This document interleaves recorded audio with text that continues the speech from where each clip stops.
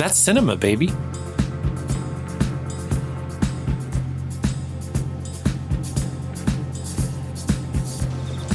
Mr. Wilson. I don't have to take that kind of talk from anyone. That's right, you don't.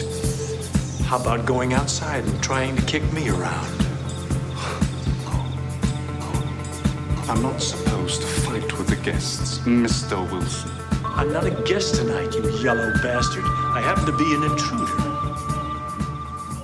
Hello and welcome to The Good, the Pod, and the Ugly, a film podcast where we pair movies to gather a better understanding of the filmographies of notable directors, typically one artist or creator per season, often with guests. I am your co-host, Ken. That's you, Ryan. Fuck. No. Do I drop my pants now, or? Oh, Does it have to be a are wet you one? Ernest Borgnining in the background? I was trying to type up my one-sentence summary. With one hand. Hey, I'm a your co-host, Thomas. I'm your co-host Ryan.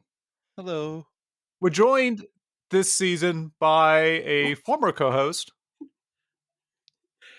Hi. Thanks, Jack. Boy, the wheels have come off, and we have even. Jack we are boy. just a. We, you know what? Exactly. Yeah, we are 1/3 of a dozen here. Unruly, credited, named people. Okay, this podcast, The Good, the Pod, the Ugly. We do a deep dive on the paired films. Okay, so we take two films, we pair them together. We do a deep dive on that. We go into their backgrounds. We add our insights. Kenneth, who are we talking about this season, and what films are we watching this week? Thank you for asking, Thomas. We are at season 13. This is 4x4 number 3, where we each pick one director and 4 films of those directors that we feel are the best, not the best, the most representative of their entire filmography. We're doing my choice this week, and next week, our final 2 films of Robert Aldrich. And this week, specifically, we are talking about The Dirty Dozen, his most financially successful film from 1967, about a bunch of World War II prisoners, many on death row, who are not engaged, but Some are married, some are divorced, one's a widower. who are trained to go on a suicide mission into occupied territory. Lee Marvin trains a bunch of the baddest ass guys ever assembled on film, and that's what we're talking about this week. And next week, we'll be talking about The Longest Yard. And so that's our pairing. Also features a bunch of guys in prison. Oh, there's The Dirty Yard. So here's the things that might have in common. Oof, it's gonna be a long one. It is going to be a long one. Feel free, listener, to jump ahead 5 to 10 minutes. Both have titles starting with the article "the," followed by an adjective, followed by a unit of measure. I think that's it for my list. Oh wait, no, look. Both had long shoots, with the final sequence taking up a large portion of that extended shoot, and a lot of that last piece was filled in by the director. It wasn't really in the script. Okay, you want funner stuff. So how about this? They both open with someone who moves about like they're well hung. Both put criminals up against law and order rivals in an annual game. And our heroes, the anti-heroes, steal uniforms of the opposing team for that game. Ooh. Oh, interesting. Yeah, both have prisoners who wear helmets. Both have a football player as one of the convicts. A football player in real life, novice actor at the time, playing acting as an actor. What am I trying to say? What Shaquille O'Neal did for most of his filmography. Both have a Native American character, which I didn't pick up on in The Dirty Dozen at first. Both have characters who are very much opposed to anti-integration. Both have someone who shows off their martial arts. And both someone has a neck broken. which really caught me off guard in The Longest Yard. Yeah. Both have prisoners who do manual labor. Both have someone who steals a vehicle, and in both, the vehicle goes into water. Both have, I don't know, some trim. Have ladies who may be paid to have sex with the prisoners during the film. Both have snipers. Both have a short king with a Napoleon complex. Remember the cop in the bar from Longest Yard, and both facial hair is shaved. Wow. That is epic. Well done. They're basically the same movie. They are basically the same Fascinating. movie in a lot of ways. The Dirty Dozen, do you want to go around the table of first time seeing it, second time, 12th time? I don't know. I haven't watched this movie in a couple decades, but I saw a lot as a young person. On tape? On VHS, and also terribly pan and scanned in the middle of summer on local TV, where it would air all the time. Thomas? I thought I had seen it before. I'm not 100% that I actually did. I do feel like I had maybe seen one of the made-for-television remakes again during the summer as a kid. Mm-hmm. But I don't know if I've ever seen the movie all the way through, and I don't know if I saw the original, if I had seen one of these all the way through, and I'm pretty sure if I did, the reason I didn't, or if I did, I was really bored by the first act. Uh-huh. Yeah. Yeah. Brian? Let's see. I saw the first act probably a year or so after Inglourious Bastards came out, because obviously this one was influential on that film, and Tarantino talked about it a lot. But I actually bought it, and I watched the first act and sold it back, returned it, because it was not my vibe at the time. So I've Ryan, never finished it before. Thank you for bringing up Tarantino. Before you came into the room there and was talking about how we were going to never talk about him again. He just cleaned his computer from violence he's done to it from you mentioning Tarantino on the previous podcast. You just can't help yourself, Ryan. If you cut out my both films bit, you basically introed with it. So congrats. Well, I mean, so this is right. My whole, and this is one of the things about Tarantino, regardless of how you feel about him, my whole discovery of genre filmmaking is only because of seeing his films and then him talking so much about the references he was making and then seeking those films out. So literally you can chart my discovery of genre and B-movie filmmaking to whatever Tarantino made a year later when it came out on video and he was doing press. I would see all those movies. So that's how I got into crime movies. So you bought The Dirty Dozen and then you got your money back. Yes. Because it's no, well, I don't want to, I don't want to do any hot takes just yet. I'm curious. There's one more person here. Oh, Jack. Don't forget us young people. No, this is my first time watching it. Okay. That's all I've got to add. And I'll probably talk about this a lot in the next couple hours, these two movies, but we talked about it in the Baby Jane and the Kiss Me Deadly episodes that preceded this, how Aldrich and that generation of directors, they were basically building the formation of film that we know of today, but they were telling stories. And a lot of the movies that we have today, specifically Tarantino, are referential to the stories those people told. So we're getting copies of copies of copies. But in this generation, we're just telling stories that weren't referencing older movies. And this is only because we're just diving straight in. The reason why Inglourious Bastards is such a better film than this is because Inglourious Bastards is not about the Dirty Dozen. Inglourious Bastards is about propaganda during war and propaganda in war movies and how war movies are propaganda and looking at different kinds of war film propaganda throughout Europe and America during and after World War II. This movie is a cool riff on the World War II movie and trying to make that accessible to the hippie generation, saying like actually fighting Nazis was anti-establishment. And that idea is central to Inglourious Bastards. But for me, Inglourious Bastards is about what was going on in the world for 30, 40 years, whereas this is a specific genre, a really good genre picture, but a genre picture, you know? I like when you call them pictures. That's how they used to do it in the old days.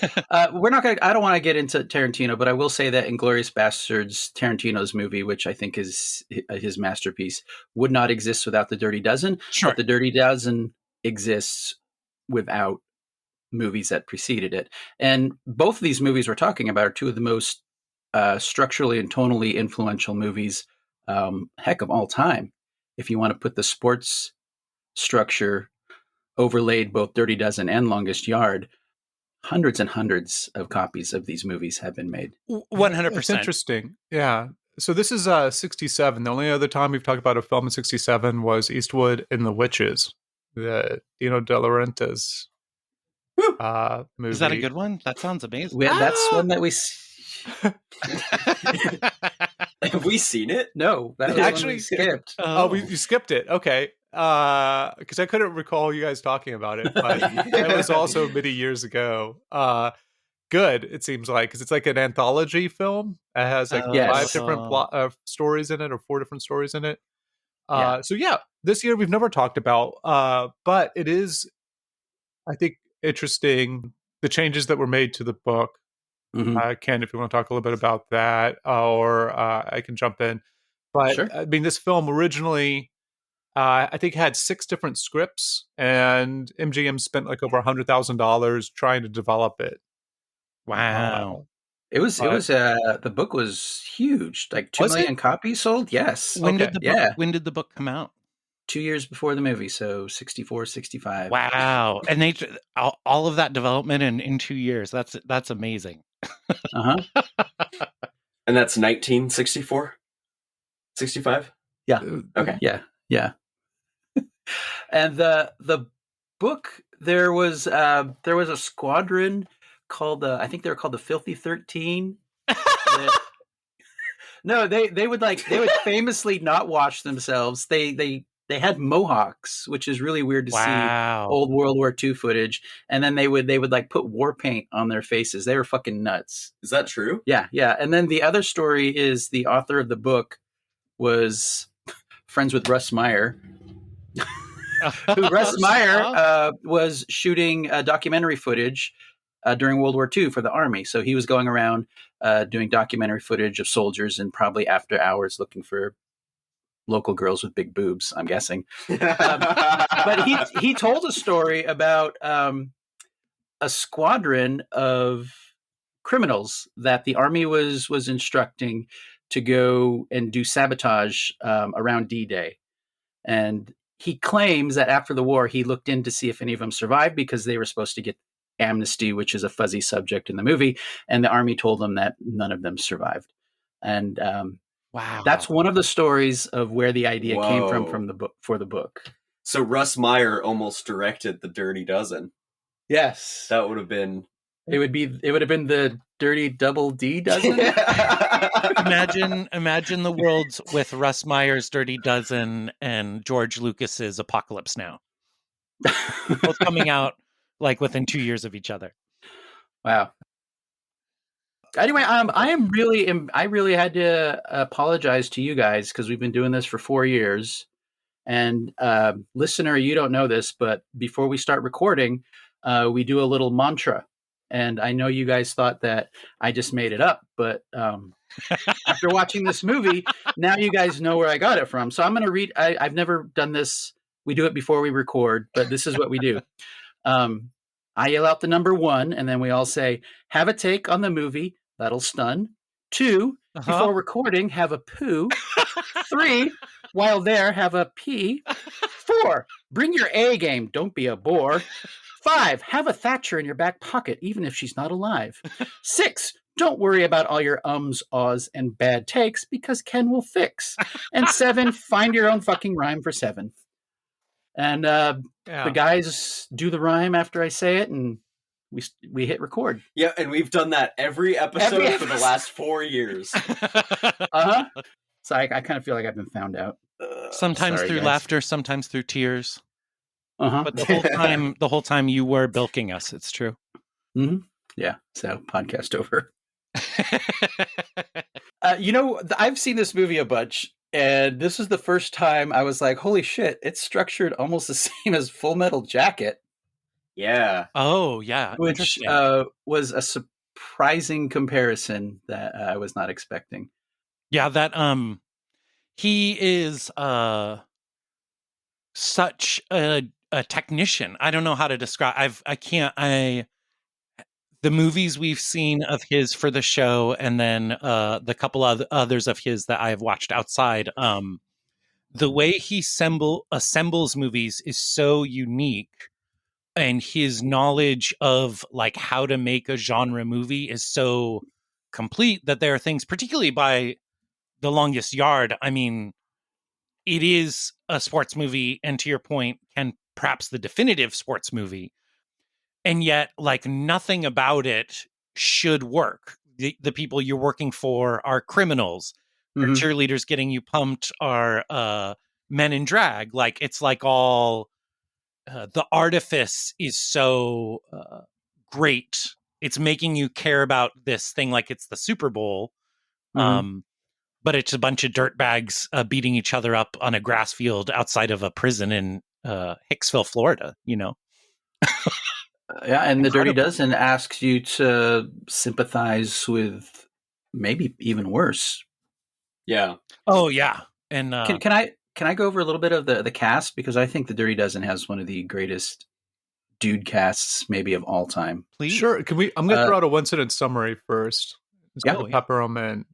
In case you haven't seen this film, The Dirty Dozen is a movie or a picture about flinty men, along with Donald Sutherland and Trini Lopez, all having convict numbers, not names, and poor hygiene. And they set Nazi German officers and ladyfolk ablaze when they were whipped into shape by Lee Marvin, a sergeant with 2 fists of steel and 1 big heart of gold. Yeah, and according to the background of making this movie, 1 swollen liver. Yeah.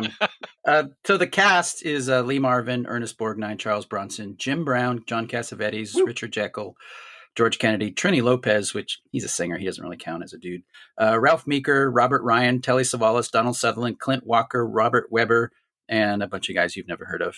It's an amazing cast. Yeah. Agreed. It is. I didn't realize that Clint Walker was supposed to be playing a Native American in the film, which is probably good. Well, I mean, he was from a TV show where he played a Native American, right? Oh, yeah, fascinating. Yeah, he the Cheyenne. Yeah, he played I think he was like half Indian or something in the. He's TV a quarter. Show. Oh no, in real life he's a quarter Cherokee. Yeah, but Cheyenne was on for 7 seasons. So yeah, that's clever. So they were using his public persona as a Native American to perhaps he did. I mean, at least here's the reason I bring that up, because it's one of those interesting casting things, because Donald Sutherland was supposed to have 1 line, and that's what he said his number. Remember, they asked him what his name was after whenever the opposing colonel, whatever he is, storms into their camp. Clint Walker, who's 6'6", this guy. Hey, any Portland Skyliners, forget kid, go find this guy. He also was a twin, right? So wow, maybe find his twin. I don't believe either of them are still alive. But no, Clint Walker was supposed to do the general bit. So there's a moment in the movie where they were supposed to have a general give him this authorization. So Lee Marvin's character asks Donald Sutherland's to pretend that he's a general, but originally he was supposed to ask Clint Walker's character. And Clint Walker said he didn't think that it was appropriate because of how it would portray Native Americans, because he would be bumbling. He wouldn't be like, the whole bit is that you're not a very good general at pretending that you're a general, right? Pushing the limits, right? And he didn't think he thought it just didn't rubbed him wrong. to have his character do it. And so it gave Donald Sutherland this huge moment in the film, which is how he ended up getting cast in MASH. And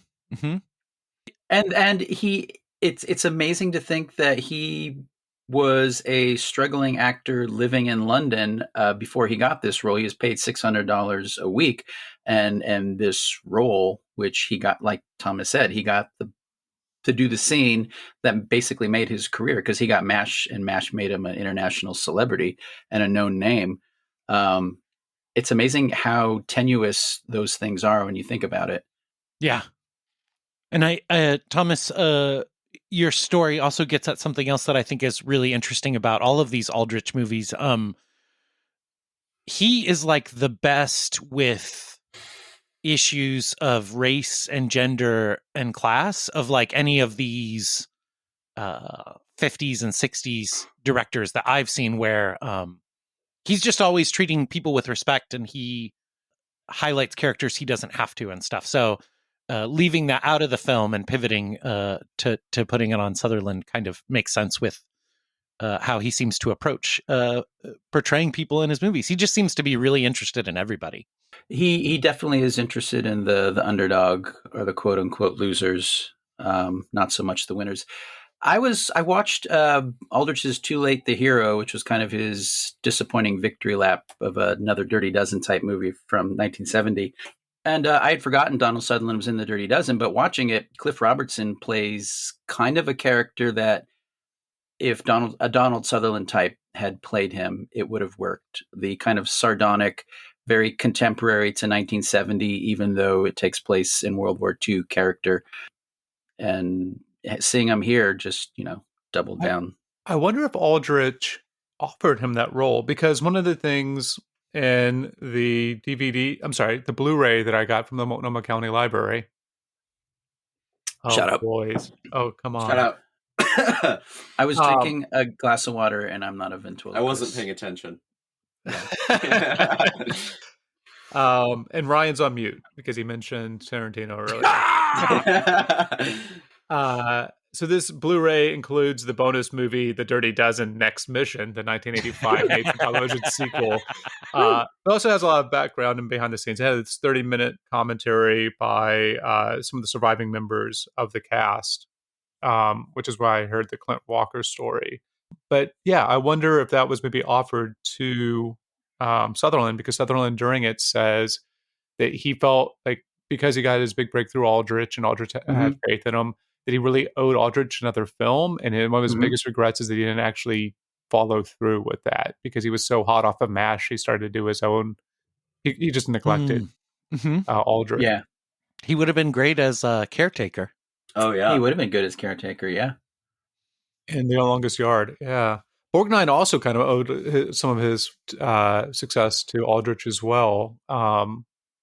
He said that Aldrich was the reason he ended up getting Marty, which he won the 1955 Best Actor for the Oscar for that. Yeah, they worked together a lot, Borgnine yeah. and Aldrich. Yeah, back to Vera Cruz, which I watched yesterday. Not very good. Yeah. But. I mean, the death of Aldrich might have led Borgnine in his depression to being on Airwolf. Though that helicopter could fly upside down, which is kind of a dope. To circle back on something you said earlier, I don't know a whole lot about Bobby Aldrich, but I do find it interesting that all four of these movies that I've watched feature a protagonist who is at best morally ambiguous and at worst just straight up a bad person. Yeah. Like in Kiss Me Deadly. Yeah. Do you have any role models for this week? I think Lee Marvin's a bad person. I don't think that's not a critique of the film in any way, but I just feel like if you met this dude inside the army or on his off hours, he would just be a fucking asshole. Absolutely. Well, it's weird that Marvin made that sequel, is that he was so dismissive of the Dirty Dozen, being Marvin was like a sniper in World War II. He saw a lot of shit, and he did not like the tone of the Dirty Dozen being just money-making movie nonsense. He was also drunk Yes. almost the entire shoot. He and Bronson almost fought. What? Really? Multiple Yeah. times. Yeah, like That that was one of the explains- big things to keep Bronson was pissed how pissed Marvin was. I feel like that Yeah. explains Marvin's pretty feminine in his role, like, and Yes. just being kind of like loose and drunk kind of explains that, maybe. Yeah. And unless it was an intentional choice just to play him as like the butchest. He's very imaginable. comfortable. He's Yeah. super sassy in this movie. He's He always has sassy. one hand on his hip. And Yeah. he's holding that machine gun up like, you better Yeah. not step out of line, sugar. I do agree with Marvin's critique of the movie. But I don't normally like war adventure movies at all. And I think that's why I returned this one so quickly the first time. But after you get out over that first act, I mean, it's an amazing film. Mhm. And it's just the setup is really painful, but for me, but the rest of it is wow. I mean, wow. That's interesting. I kind of had a similar but opposite reaction where I really loved the first act, but I thought the second act really dragged, and there was a good 20 or 30 minutes of the movie that I was not enjoying and totally could have been cut. That's probably more appropriate, Jack. I guess it's once the fake battle starts. The war game. Yeah. The war game starts, from then on out, it is like one of the most exciting things I've ever seen. But up until that point, it's not very much for me. I hated the whole training exercise sequence. Oh, Yeah. I thought it was dreadful. Really? Well, Yeah. when Cassavetes is like, I'm sorry. Go ahead. Oh, Jack, I'm just curious, Jack. Like, what? I have the opinion of Ryan. Like, that's when the movie starts to move. So, is it just how like tight or made for television it might feel to you, or like what's the complaint? Well, I think it commits one of the biggest sins that a movie can do, which is the audience figuring something out before the movie explains it. And the moment I saw the armbands, I was like, oh, they're going to switch the armbands and get in that way. And then it takes 20 or 30 minutes for them to get around to showing that. And the whole time I was just like, come on, pick it up a little. Yeah. That whole thing could have been, I feel like we'll probably talk about this, but we covered Where Eagles Dare on this podcast years ago. And that is a perfect movie in which the entire runtime is the main characters assaulting a Nazi chateau. And that was made a year later. Yeah. One of those hot off the success of Dirty Dozen movies made. And yeah, I think my opinion of this movie changed, not having seen it so long and having seen Where Eagles Dare between it. And I think Where Eagles Dare is a better this type of movie. Yeah. Although in the context of Aldrich and just how anti-authoritarian his characters and his narratives are again and again and again, he may be the most anti-authoritarian mainstream director ever. And I don't understand why he doesn't get more play in like with the nerds. Me neither. Yeah, I mean, I think I can see why this was such a big phenomena. Even knowing the book, I mean, I think it probably might have capitalized on that, just because it is saying it is so obviously stylized as a 60s picture, and the war against the leadership of the army and the Nazis is repeatedly like equivocated by the Dirty Dozen. And so it really becomes, it's like a biker gang picture in spirit, and just totally being anti-establishment and being rude and crude. But then it is also this authentic American apple pie war picture. And to be able to fuse those two things is just so brilliant. Even if it's not 100% for me, it's like total fucking genius, you know? To think of this movie when it came out in 1967, I mean, that is a year before one of the most contentious elections in American history, up until this year, probably. And the anti-war, anti-establishment sentiment from the then the baby boomers who are then just coming into their own, for them to go see this movie and love it, much like they would a few years later with MASH, is amazing, because these people are going to see a war picture, and it taps into something that is contemporary, even though it takes place in 1944, and it's an amazing. Like Brian, you always talk about stuff in the air and people making similar type movies. This is something where it was in the air, and Aldrich knew. I think he knew exactly what he was doing with this, and it just hit at the right time. Yeah, exactly. It really catches the spirit, and it's not stylistically. It doesn't have very much in common with the Dollars trilogy at all, but it very much feels like it's that same spirit. You know, they are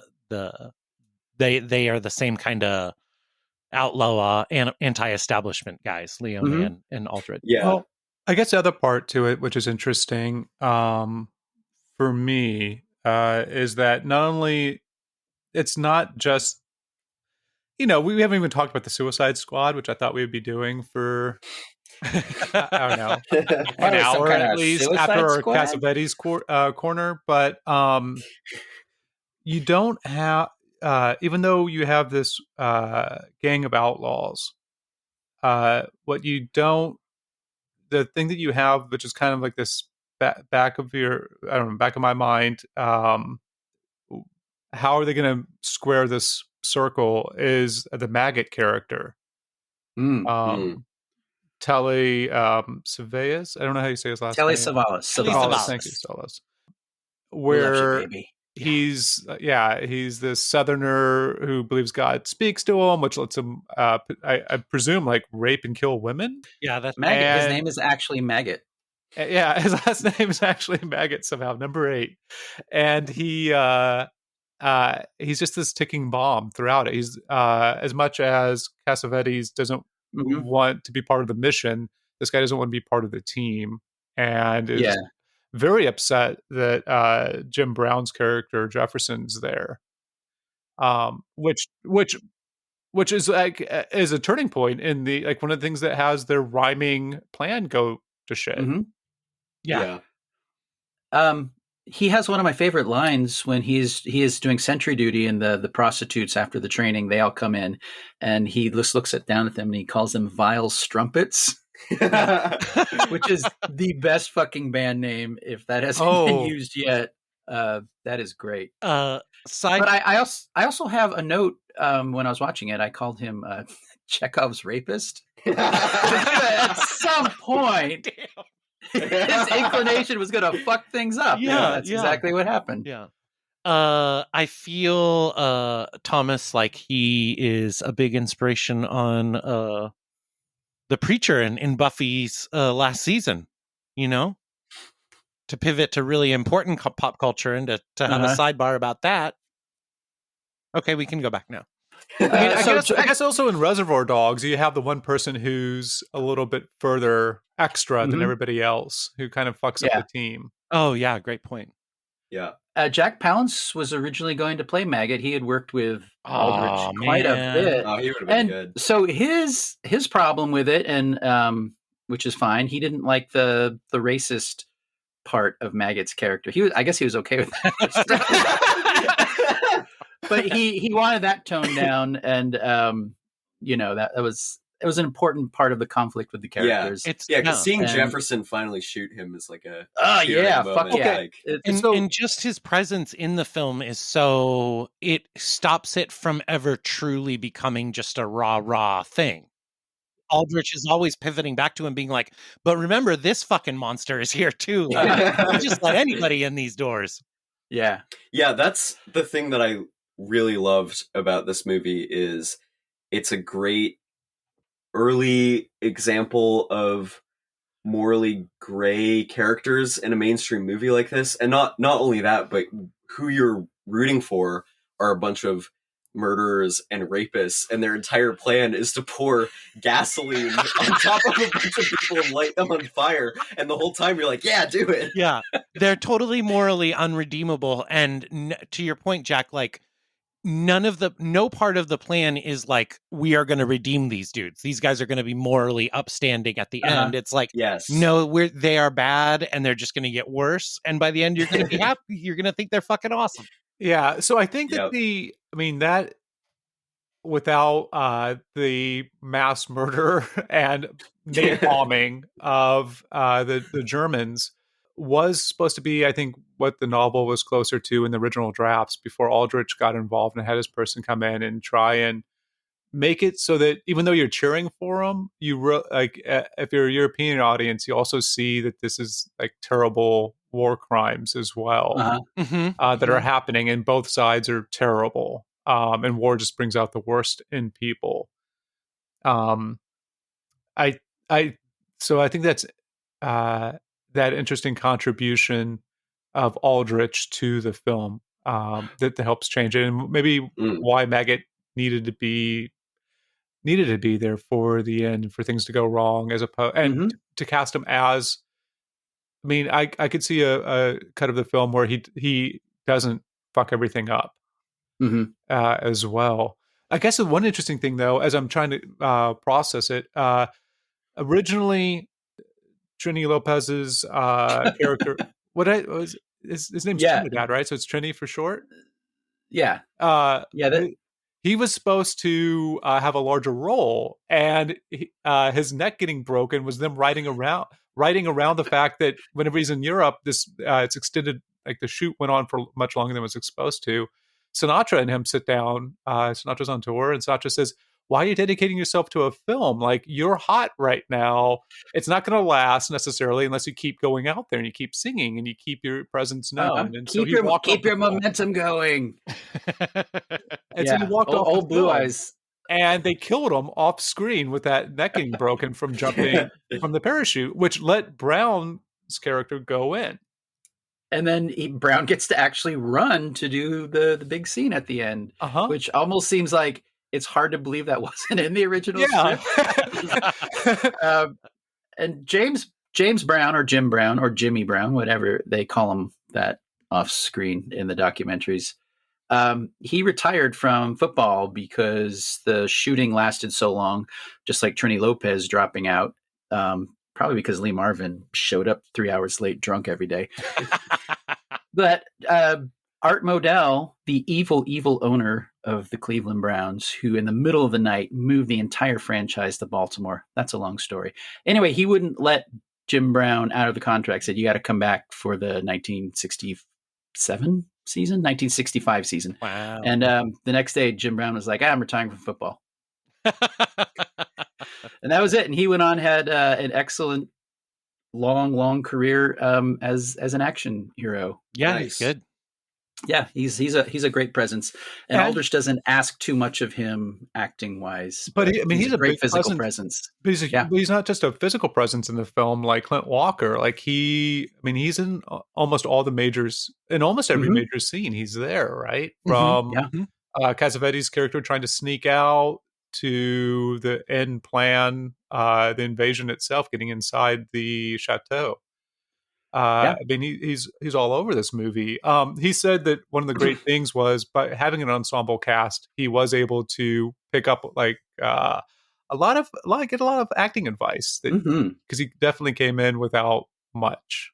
Oh yeah, that makes sense. Yeah, imagine not being an actor and then getting cast with all of these guys in a movie. I mean, it's probably the best acting school anybody could have gone to.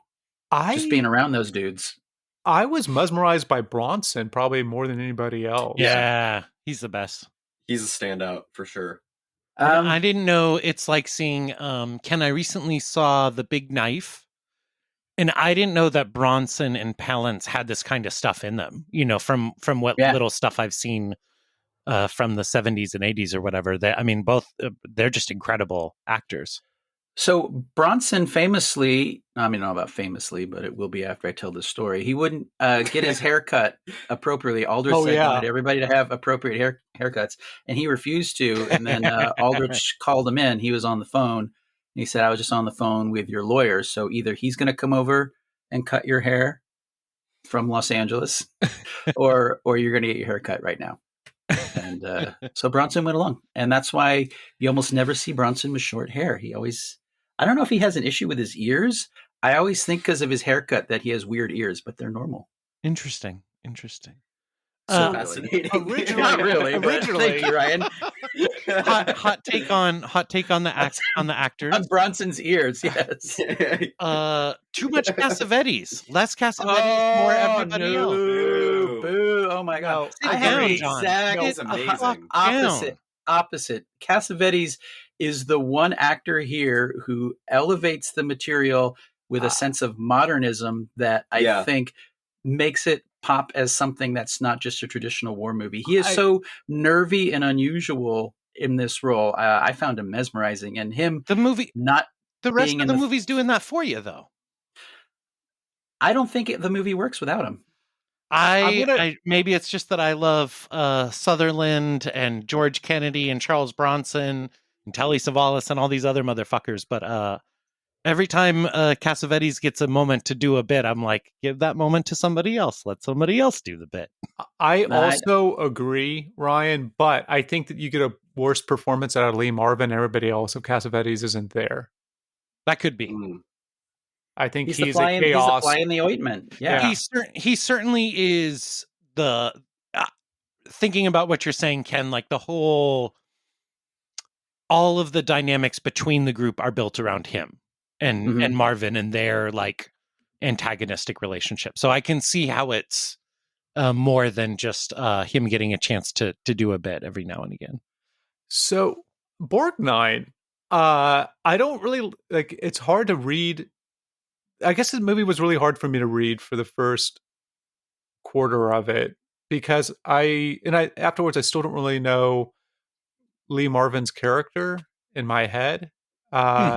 And Borgnine's I felt was similar because I always think of him as having that grin. I don't think of him prior to his Oscar in the 50s. I guess he was always seen as a villain who would shoot people in the back. And then he was then eventually he was shot. Like he was given Marty, and his screen persona changed.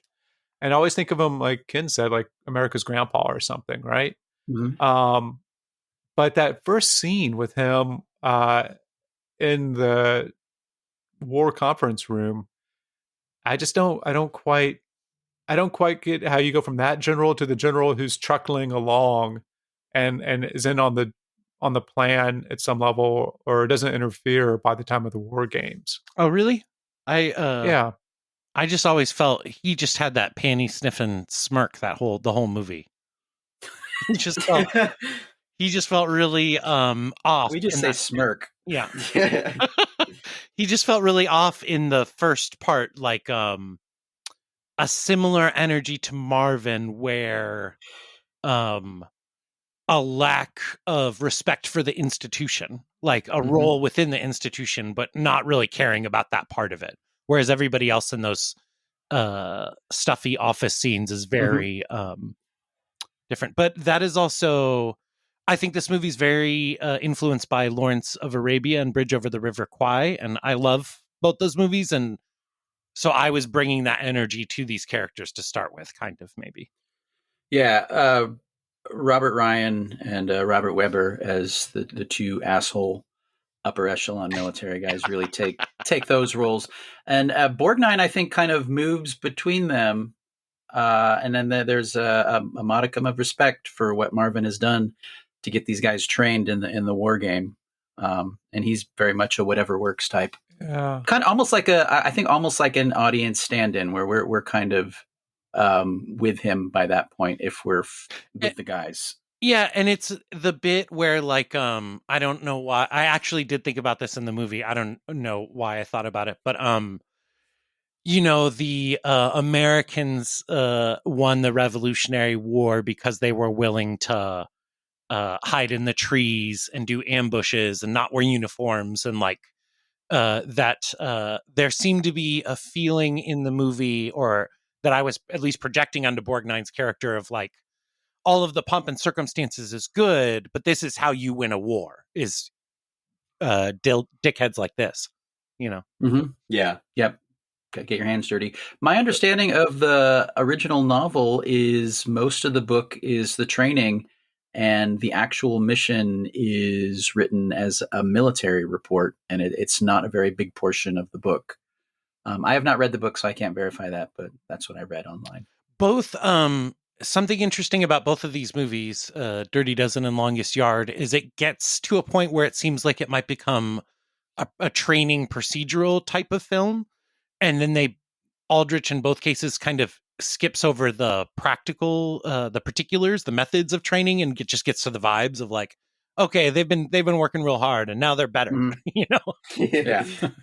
I guess an early version of the sports training montage.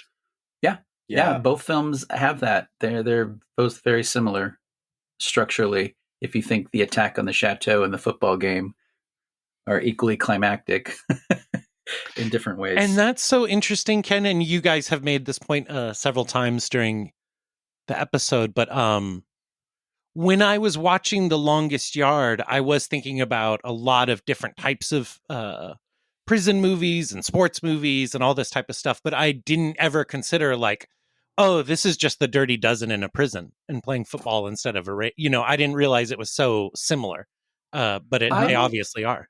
But I don't know. I see. I mean, Burt Reynolds doesn't have to do much managerial work, it seems. And the threat isn't quite there of like mutiny or leaving. And I think structurally they're a little bit different because the Dirty Dozen does the ingenious thing of having the war games, which gets you on the side and you can see that they've turned the leaf because they've shaved as well, right? Right. This is the first time I understood why they were called the Dirty Dozen, so that's led me to think that maybe I hadn't seen this before. That their unifying thing was them not shaving, which then led them to be allowed to take baths, which made them the Dirty Dozen, gave them the name, which is the exact thing that the Lee Marvin character needed to unite them as he was trying to put them together.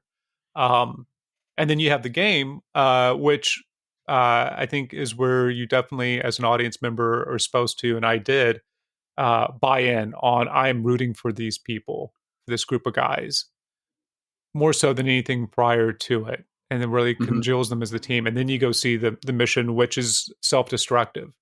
You skip that. I don't think you ever really get that middle game with The Longest Yard. We'll talk about it next week a little bit more. Yeah. And the destructive part of The Longest Yard isn't really for the whole team. It's really just for the Burt Reynolds character. It's much more insular, much more located on him than in this movie where like Lee Marvin isn't even part of the war games. It's more about the team than an individual. Oh, he's sitting somewhere getting drunk while they're doing all that, for sure. Or drying out. That's maybe the other thing I didn't like about the war game sequence is that Lee Marvin wasn't in it. So Lee Marvin was originally not cast. Like they wanted at least the studio and the producer said of this, a guy who got the rights, and he actually bought him before Aldrich was able to, Kenneth Hyman, who was also the producer on Baby Jane, said that whenever he was looking around and they were putting the film together, instead of like doing like a casting call for actors or thinking of who they're going to try and cast as the cast of the movie, the first thing they wanted to do was cast a director. And they said like, who's actually tough enough in a way to do this? And it was Aldrich. And a lot of the actors were like, well, fuck, if he can wrangle the two divas in whatever happened to Baby Jane, then I trust that you're able to handle the large personalities that are going to be in this film. And so from that, there was talk originally before Marvin of John Wayne playing that role, which I prefer Marvin. But if John Wayne's in that role, I think telling him that he can't really save these people, or he can't really whip them into shape, the challenge of it becomes justifying and an easy character trait to understand why this guy gives a shit and will go into battle with him. With Lee Marvin, I am not sure. Like when he tells Borgnine that it really tore him up to see the guy hung, that opens the film, I believe it, but I don't understand it for the rest of the film. And I kind of understand the tough love, like come at me with a knife, I'm going to shoot at you with a machine gun, casually blowing away a rope like I'm G.I. Joe, where I can't hit the bodies, but I can shoot the ropes that you're rappelling down. I just don't quite get, aside from he is a killing machine and he doesn't want to die when they go into battle, why he's following these orders as well as he is, or like what the challenge is for him. Like I don't quite get the vibe that he's supposed to have. He's given a job and he does the best he can with what he's given. I don't think it's that complicated. I see what you're saying, Thomas, and a brief look at the wiki. And I don't know if this was talked about in the movie and I just missed it, but he's in the OSS, so he's like early CIA, pre-CIA CIA. So he's like, that's in the movie. Is that in the movie? I don't think that's in the movie. No, it's in the wiki, in the summary, just like OSS member so and so. But that would explain his like thrill-seeking, anti-authority attitude, you know. So John Cassavetes is actually nominated for an Oscar for Best Only Supporting one. Actor. Yeah. And he was actually not defeated, but George Kennedy won that year, not for Dirty Dozen, but for Cool Hand Luke. So a co-star in the Dirty Dozen ended up winning out over Cassavetes. And Cassavetes used the money for this and like Rosemary's Baby to go make all of his weird drunken movies with his friends. Shout out. Woo-hoo. Yep. And his wife, Jenna Rollins, R.I.P. Glad George Kennedy got the Oscar though. That's a great. Love. He's fucking great in Cool Hand Luke. I've never seen Cool Hand Luke. I've seen the poster. You would love it, Jack. I should watch it with Andy so she could complain about the accents. Yeah. If you watch it with Andy and Lee will sit and tell you how she can do the Cool Hand Luke egg challenge. Yes. You'll have to watch the movie. But if you've watched hard, you've kind of watched a little bit of, and we'll talk about this next week, a little bit of Cool Hand Luke. Yeah. Yes, very much so. So also a prison movie.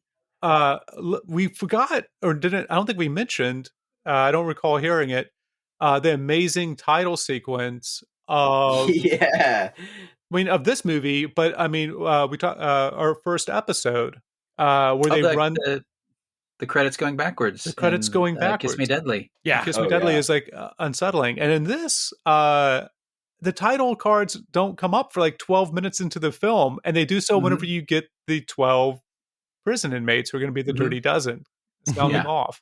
And it's great. It's a great time to finally like decide to roll the credits. Yeah.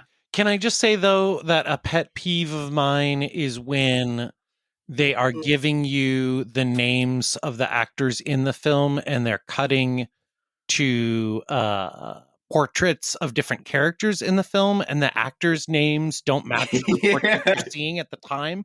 That drives me the same thing crazy, and a lot of movies do it. And I hate. And otherwise, this was a great introduction, but just reorder the fuck. God damn it!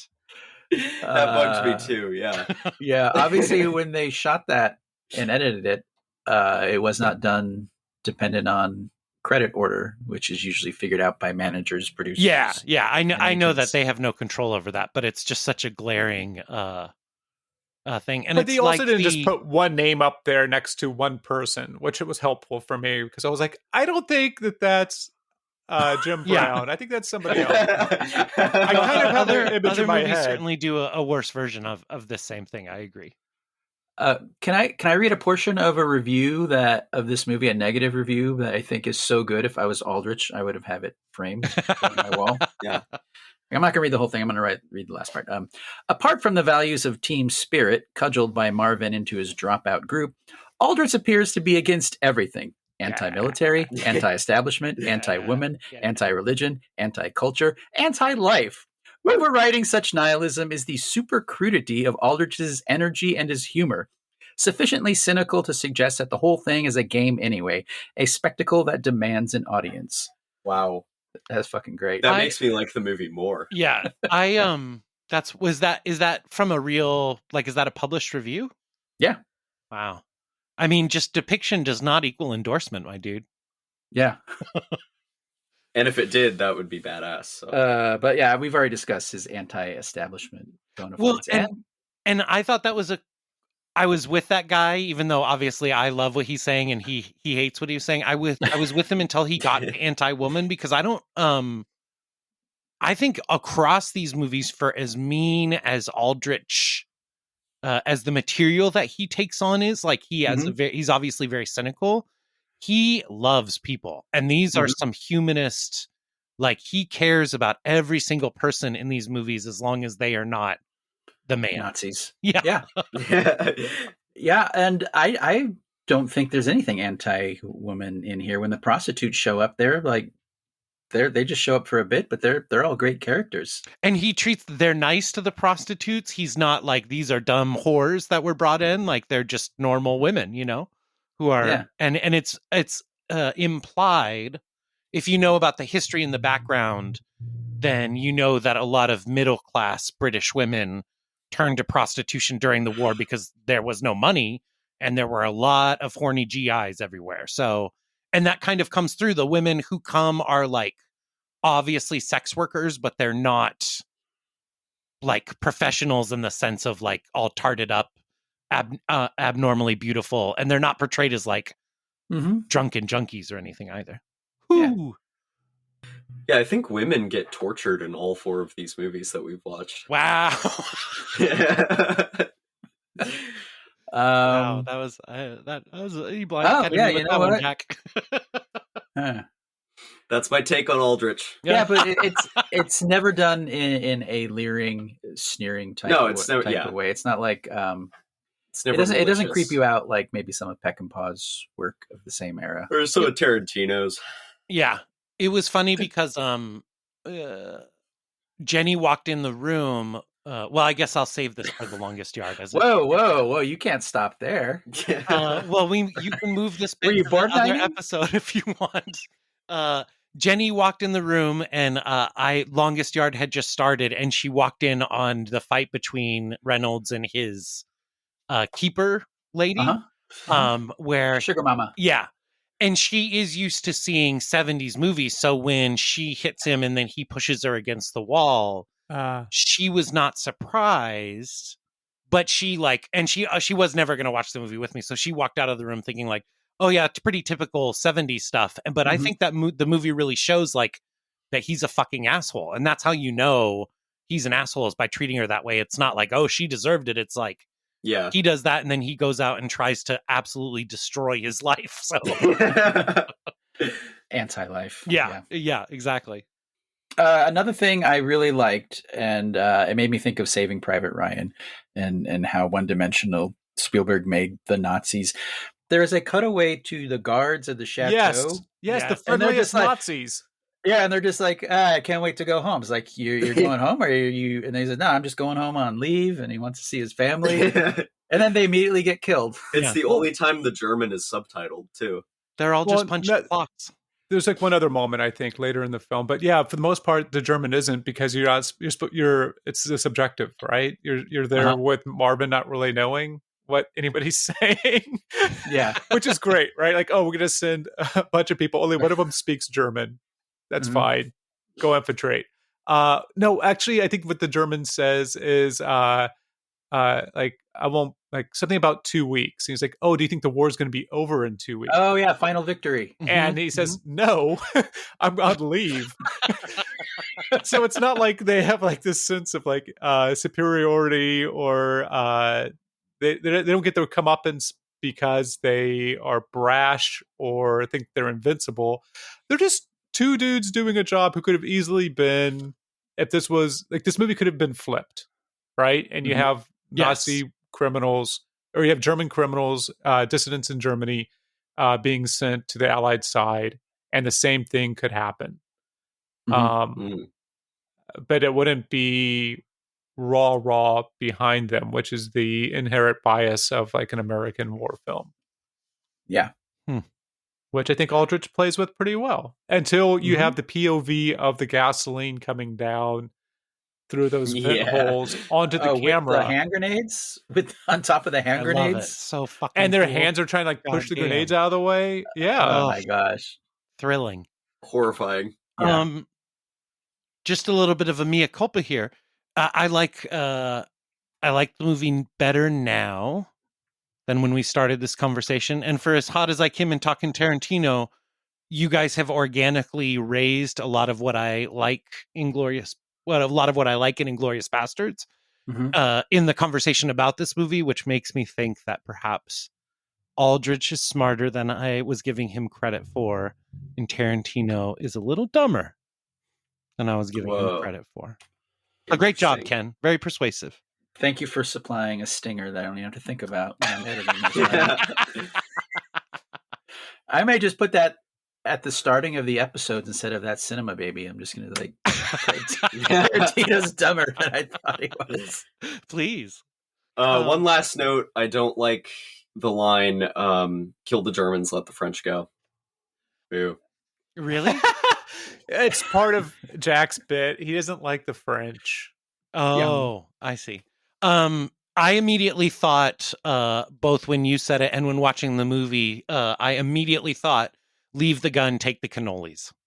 I have to feel like that is one of all of these Aldrich movies, he's just in everything. Like, he is so essential to all the culture I love, and I had no idea before we started watching these movies. Really? Oh, that's cool. Yeah. And that cannoli line is from The Godfather, by the way, to anyone listening. Yes. Starring Snoop Dogg. Yeah. That's a Dogfather. I'm sorry. All right. Oh, would watch Lee Daniels' Godfather remake with Snoop Dogg in the Marlon Brando role. How about frame by frame remake like Gus Van Sant's Psycho, but with Snoop Dogg as Don Corleone and a bunch of young. It's an all rap cast, and and the whole Corleone family is different rap stars. Nikki can be the mom, you know. Oh, this is a great idea. Yeah, right, I'm going to edit this out because we need to pitch this. You're going to edit this out because it's terrible. No. Have you seen a Lee Daniels movie, Jack? No. Oh, okay. Well, come over. We're gonna watch The Paperboy. Come on All over. right. Thomas, are you still with us? Yeah, just barely. I'm like your listener. What do you want, kid? Oh, let's wrap this up. Let's throw some hand grenades down some air vents. Let's wrap this up a la the Godfather remake. So, what from this, the financial success of this, it helped save MGM Studios, which apparently was in some financial straits at the time. Mm-hmm. Yeah, so this film does gangbusters better than anybody thinks it's going to, and Aldrich sells his share of it to be able to create something that we're going to skip over because we're talking about his best films. He creates Aldrich Studios. And this is how an interview in 1974 puts it. 5 financially disastrous and inevitable personal films later, Aldrich once again finds himself in need of a blockbuster. He hopes that will be The Longest Yard. And after the his lack of success with his studio, Francis Ford Coppola 10 years later is like, hold my beer. Yes. I want to I'm going to see all of those 5 movies. Olzano's Raid is like the top of my list and you can't find it anywhere. Movie Madness has it. I've seen it. It's pretty good. Love Burt Lancaster. What did he also do a Ruth Gordon film during that? No, it was he produced a Ruth Gordon movie. It was whatever happened to Aunt Alice.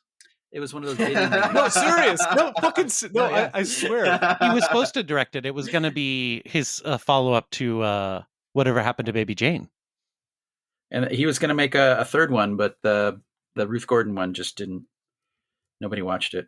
Really? Why? I think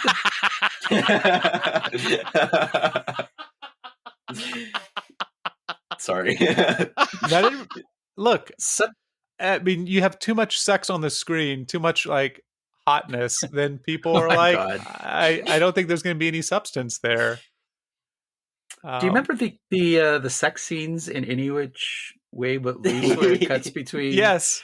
Eastwood on the ceiling, and then the apes, and then Ruth Gordon and the motel. Yes. Yes, distinctly. Holy shit. Unfortunately.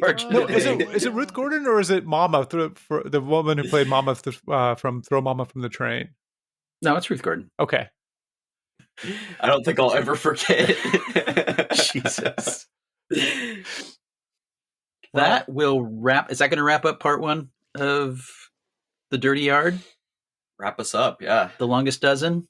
Oh, Yep. wait, that doesn't sound right. That sounds like the porn version of one of these films. If I wasn't already doing a remix of the Whatever Happened to Baby Jane song, I would do a cover of Lou Reed's Dirty Boulevard, just called Dirty Yard, and about these two movies. That's good. So that's one that's going to go away. That's never going to happen, but that's a freebie. All right.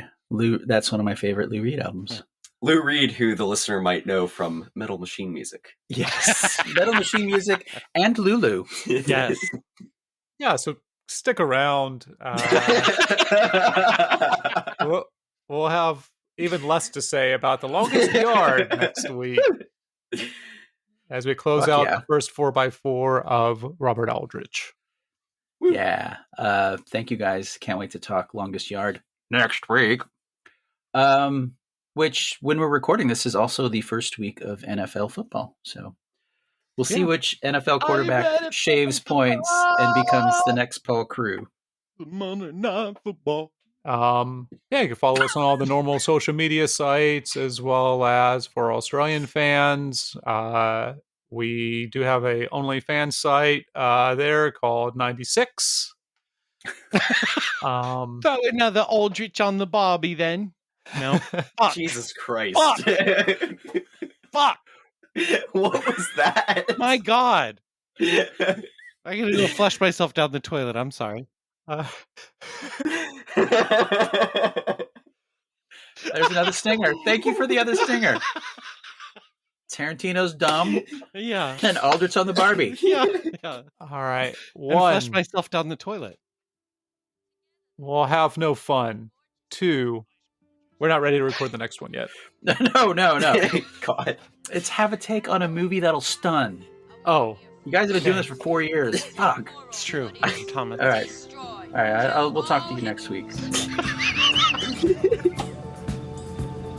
I don't hate it. I just don't know why you strayed from the formula. You bastards! In case you don't know it, Bob, I'm an artist.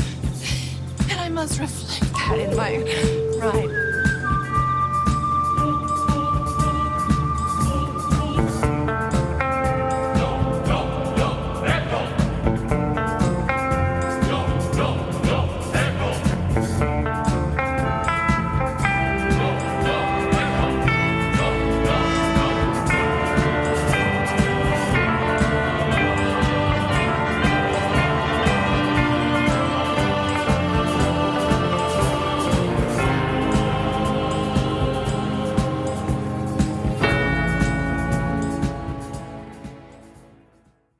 And there were a lot of horny GIs everywhere.